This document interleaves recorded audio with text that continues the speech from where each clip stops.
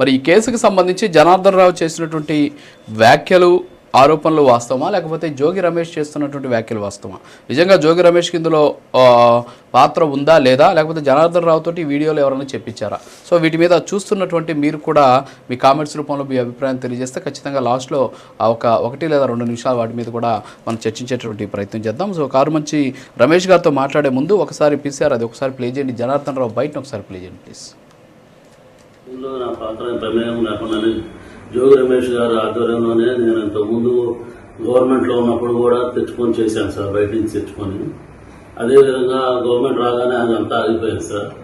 మళ్ళీ మొన్న TDP government రాగానే అవన్నీ ఆగిపోయింది సార్. ఏం చేయడం లేకుండా బాగా స్ట్రిక్ట్ అయిపోయేటప్పటికి ఇక నేను కూడా ఆగిపోయాను సార్ మొత్తం. ఆ తర్వాత మన ఏప్రిల్లో 2025 ఆ టైంలో మళ్ళీ జోగి రమేష్ గారు నన్ను కాంటాక్ట్ చేసి మాట్లాడదామంటే నేను వాళ్ళ తమ్ముడు ద్వారా మాట్లాడాను సార్. టీడీపీ గవర్నమెంట్ మీద ఏదో రకంగా మనం బురద చల్లాలి, వాళ్ళు బ్యాడ్ చేయాలి, మనకి అప్పుడు మైలేజ్ ఎక్కువ ఉంటుంది అని నువ్వు ఇంతకుముందు చేసేవాడు కదా, చేశారు కదా, వాళ్ళందరినీ మళ్ళీ పిలిచి లేలో పెట్టన్నారు సార్. దీనిలో నా పాత్ర ప్రమేయం లేకుండానే. ఎస్, విన్నాం కదా మరి రమేష్ గారు. సో ఆయనది మీరు వినే ఉంటారు బహుశా, నిన్న వచ్చింది నిన్న సాయంత్రం.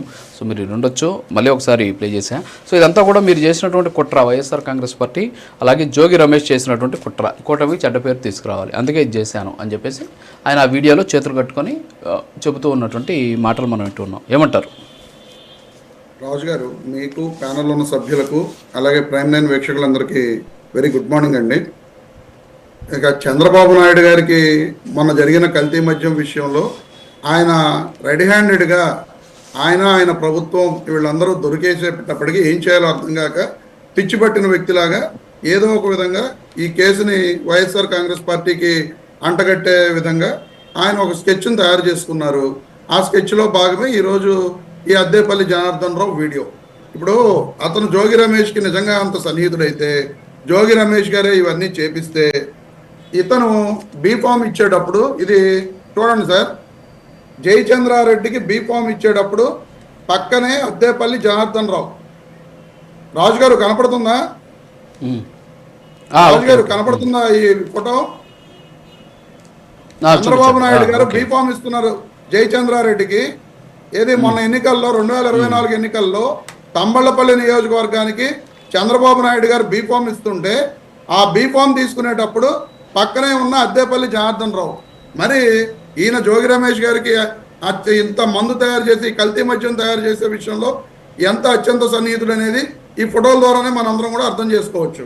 నిజంగా చంద్రబాబు నాయుడు గారికి చిత్తశుద్ధి ఉంటే, నిజంగా చంద్రబాబు నాయుడు గారు ఈ కేసును పక్కదోవ పట్టించకుండా నిజానిజాలు వెలుగు తీసి బయట పెట్టే ఉద్దేశం ఉంటే తన మనుషులైన జయచంద్రారెడ్డి అదే కట్టా సురేంద్ర నాయుడిని కేవలం పార్టీ నుంచి సస్పెండ్ చేయడం జరిగింది తప్ప ఈ రోజు వరకు ఇప్పటి వరకు కూడా అరెస్టు చేయని పరిస్థితులు. ఎక్కడో సౌత్ ఆఫ్రికాలో ఉన్న ఈ అద్దేపల్లి జనార్దన్ రావు బయటకు వచ్చేసి కూటమి ప్రభుత్వానికి అరెస్ట్ అయిపోయి తనకు తానుగా వచ్చి పెళ్లి కొడుకులాగా గన్నవరం విమానాశ్రయంలో అతను వచ్చి ఈ రోజున నా మొబైల్ పోయింది ముంబైలో, అసలు అత్యంత కీలకమైన మొబైల్ని నేను వస్తాను 2 రోజుల్లో అన్ని విషయాలు చెబుతాను అని చెప్పిన వ్యక్తి ఈ రోజున ఆంధ్రప్రదేశ్ వచ్చిన తర్వాత నీ మొబైల్ ఎక్కడుందని చెప్పి అడిగితే నా మొబైల్ పోయింది, ముంబైలో పోయిందని చెప్తున్నారు. ఎందుకు ఆ విధంగా చెప్పాల్సిన పరిస్థితులు వచ్చాయి?